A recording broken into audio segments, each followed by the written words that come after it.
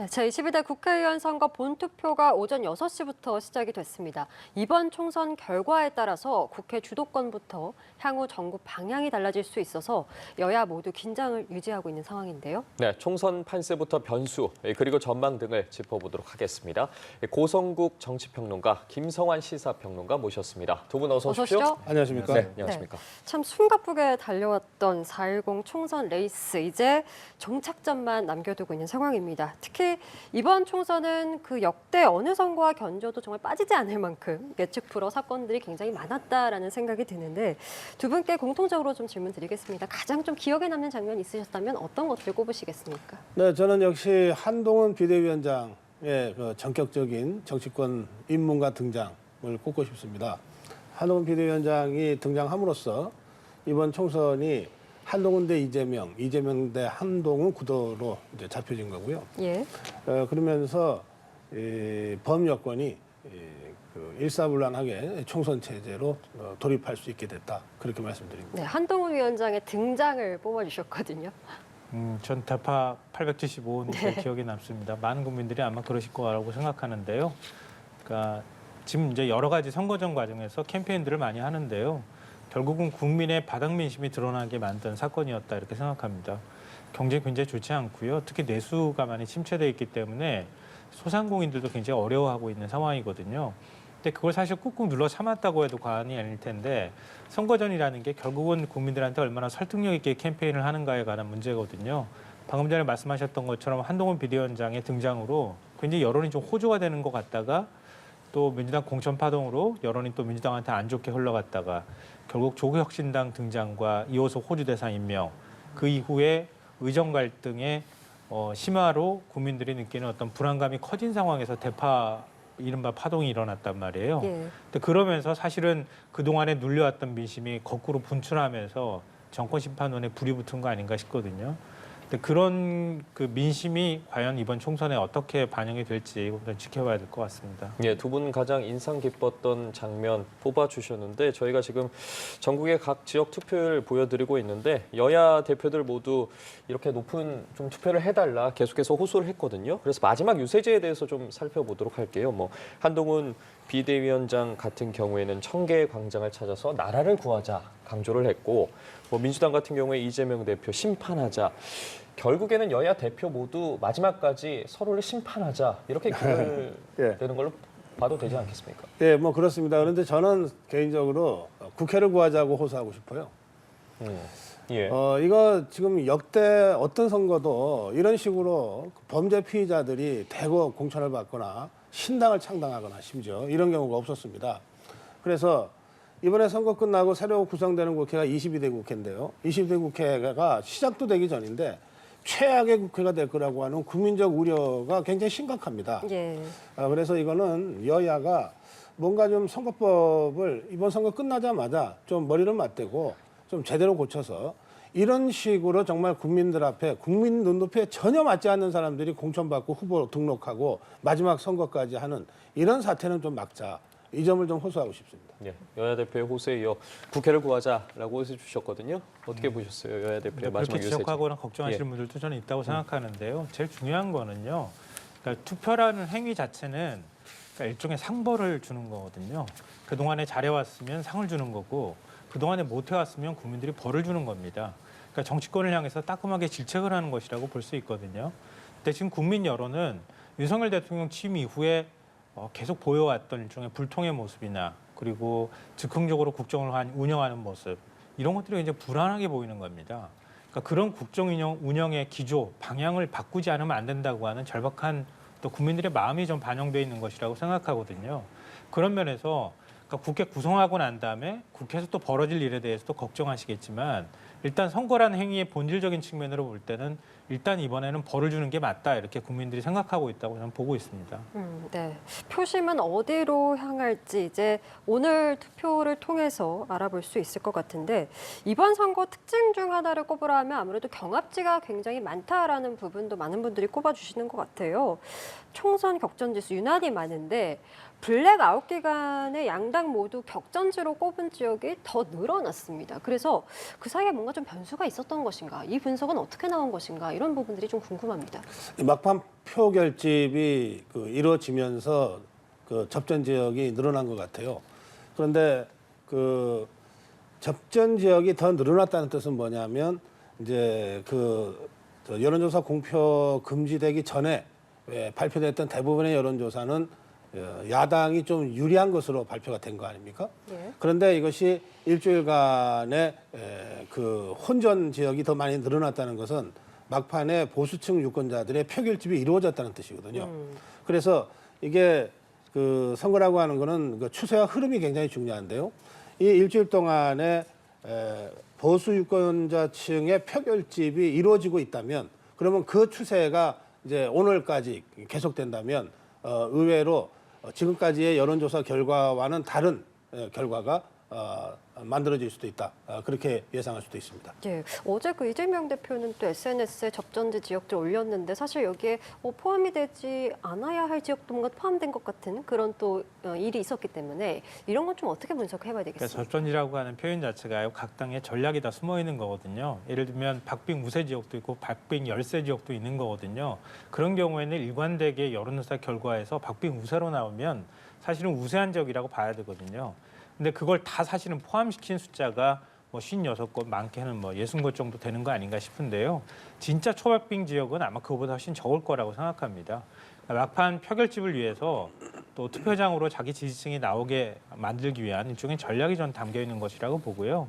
결국 이번 선거에서 국민의힘이 어느 정도 의석을 갖고 갈 것이냐에 대한 마지막 최종 결정을 하는 곳은 낙동강 벨트일 수밖에 없다고 생각해요.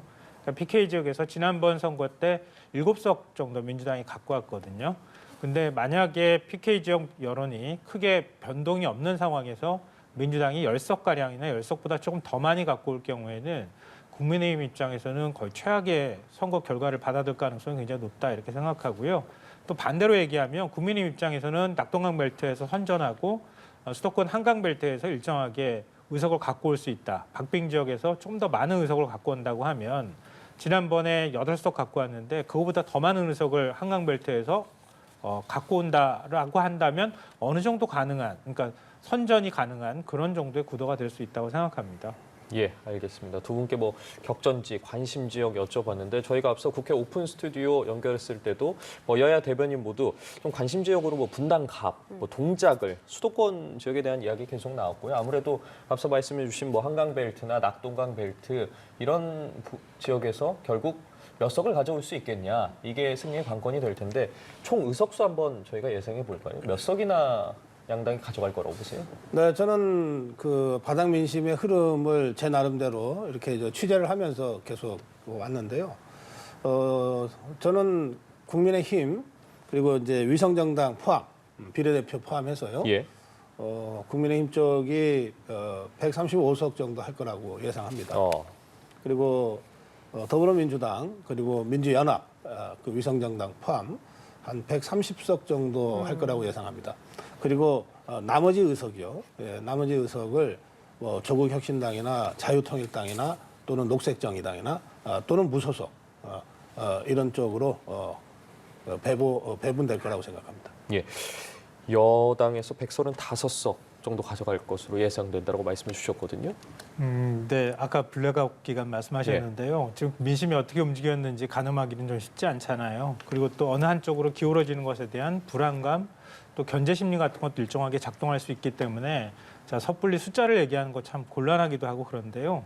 일단 지금 기준으로 제가 느끼기에는 그동안의 여론조사 추이나 이런 걸로 볼 때는 국민의힘은 한 110석 안팎이 될 가능성이 높다고 보고요. 예. 민주당은 170석 안팎이 될 가능성이 높다고 생각하고 있습니다. 굉장히 과반을 일단 넘길 거다 이런 말씀을 해주셨는데 뭐 요즘 이제 200석 관련 이야기도 사실 검야권에서 계속 나왔기 때문에 그것이 사실상 현실 가능한 이야기인가 야권에서도 이것은 불가능하다 이렇게 또 얘기를 했어가지고 이 부분의 현실 가능성은 없다고 보십니까? 네, 뭐 저 그것은 브로핑이라고 생각합니다. 200석은 이제 개헌을 독자적으로 할 수 있는 의석이고 대통령 탄핵을 독자적으로 할 수 있는 의석입니다. 조금 전에 김성한 평론가도 말씀하셨지만 우리 국민들이 그런 의미에서 정말 절묘한 균형 감각을 갖고 계시고 또 선거 때마다 그걸 어떤 형태로든 표출을 해주셨어요. 그래서 특정 정당에 200석 이상을 몰아준다는 것은 지금까지 우리 선거 역사에도 없었던 일입니다. 그리고 또 180석 얘기를 하는데 180석은 패스트트랙을 독자적으로 돌파할 수 있는 의석이거든요. 예. 이거는 사실상 국회를 독주할 수 있는 의석을 준다는 뜻인데요. 그것도 우리 국민들의 이 균형 감각에는 맞지 않는 의석이라고 생각합니다. 그런데 왜 이런 의석 숫자가 자꾸 나오냐?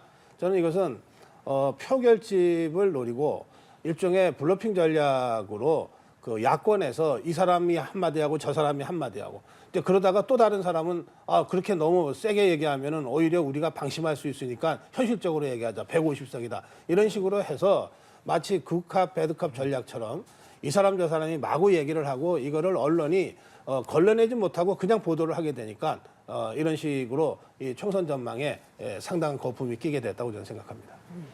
역시 좀 불가능한 시나리오다 이렇게 보십니까? 아니요, 숫자상으로는 불가능한 건 아닙니다. 근데 민주당은 200석을 얘기하지 않고 있어요.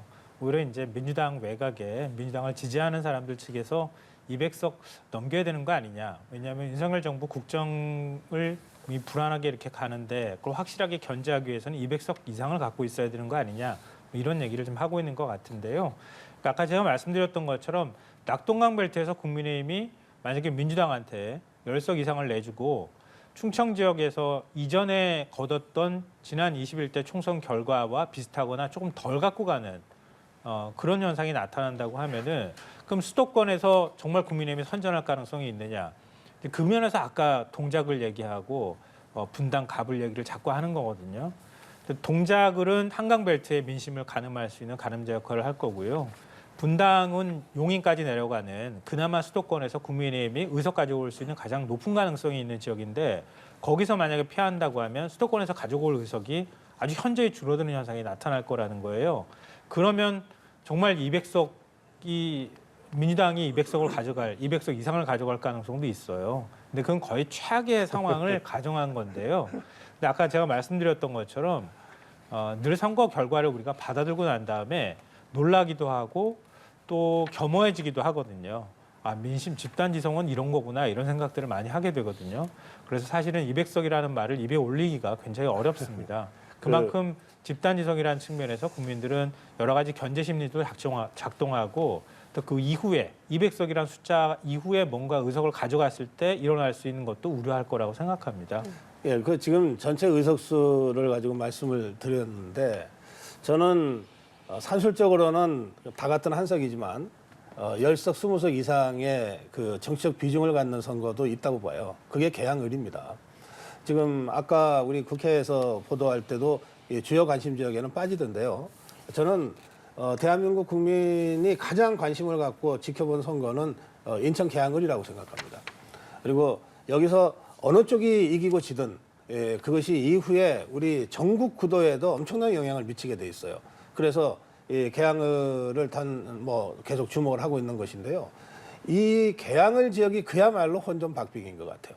이게 누가 이긴다 해도 이상할 게 없는 또는 누가 진다고 해도 이상할 게 없는 그런 전대 혼전박빙인데 생각을 해보십시오. 이 개항을은 그동안 한 20여 년 이상 더불어민주당에 소속된 후보가 아주 안전하게 이겼어요. 15%, 20% 차이로 해보나 마나 선거처럼 이겼는데 지금 누가 이겨도 또는 누가 져도 이상하지 않을 정도의 혼전을 지금 치러지고 있거든요. 그런 점만 보더라도 전체적으로 이 범여권의 그 막판 새몰이와 약진이라고 하는 것은 현실적으로 인정할 수 있다. 저는 그렇게 생각합니다. 네, 이재명 제가 대표 보기에는 지역구인 개항은이 아니라 용산인 것 같은데요. 네.